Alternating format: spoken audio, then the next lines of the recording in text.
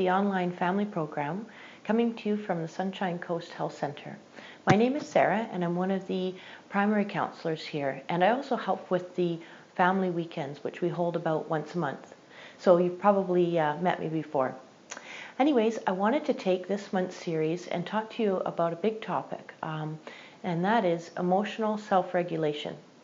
So emotional self-regulation is really important in the field of addiction, because a lot of people that struggle with addiction struggle with regulating their own emotions, and they rely on drugs or alcohol or a behavior such as gambling to help them feel better when they're feeling angry or upset or bored or lonely or whatever it is. Instead of just taking care of themselves, they turn to their addiction to take care of it for them.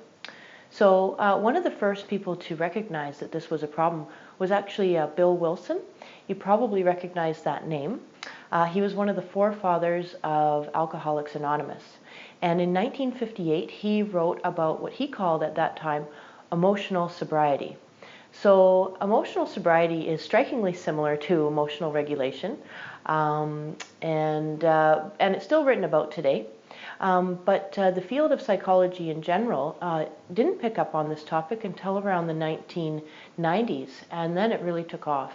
And just like with attachment style, it was first researched in children, but then it was realized that this was a topic that was relevant for the whole of a person's life. So, and not just people with addiction. This is relevant for everybody. You know, we're all human and we all have emotions, and we're sometimes better or worse at dealing with them. So that's why I wanted to talk about this topic this month. And so I want to talk about effective and ineffective ways of regulating your emotions, dealing with your emotions. And I want to talk about how our emotional regulation is developed in the person when we're growing up, and then how we can learn better ways even as adults, which is most helpful for us.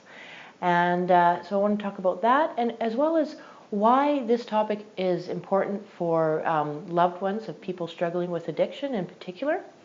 And one of the big factors here is that we talk about a lot here at SCHC is that each person is the author of their own lives. And while we do recognize that, you know, having a loved one that's struggling with addiction, of course you want to be able to help them in any way, or really, I mean, it would be great if you could save them, wouldn't it?